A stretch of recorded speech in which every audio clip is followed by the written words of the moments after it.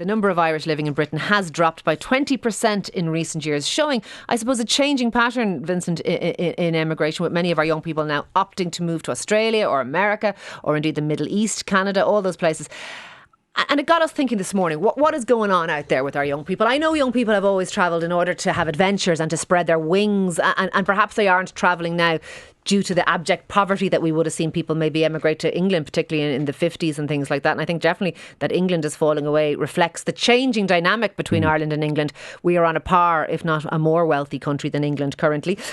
But I still maintain that Ireland is no country for young people. I think we threw them under the bus in terms of COVID.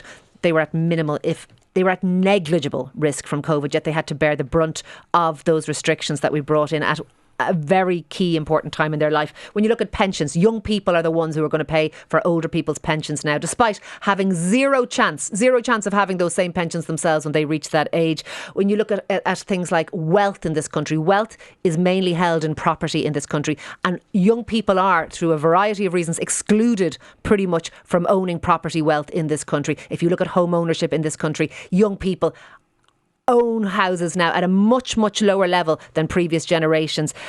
Their rent is high, their mortgages are unachievable. Yes, they travel for good reasons and fun and adventure and all of that, but I think we're not doing enough to incentivise our young people to stay here. We literally go abroad looking for nurses, looking for IT professionals. You know, Ireland Inc. is open for new recruits to come in and live here, but we're not incentivising our young people. We don't even value them as the asset that they are. We are still breeding our young people like our cattle for export.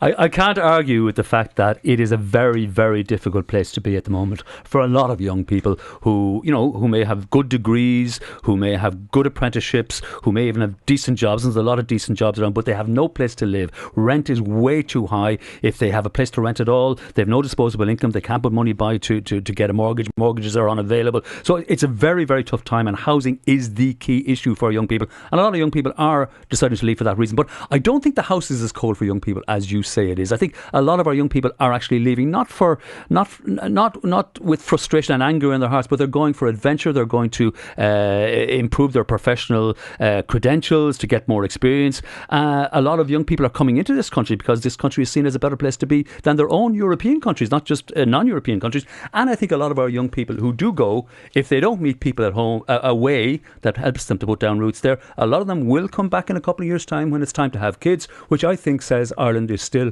a great place to bring up a family, and not as cold a house as you say it is. But like your daughter has just gone to New York. My son is about to go to Australia. For adventure though, Ciara. Well, in part for adventure, but also I think, as you said, to improve their professional credentials. Why should they have to go away to do that? Why can't they do it here? And you're quite right. You said they'll come back when they're a bit older for a family.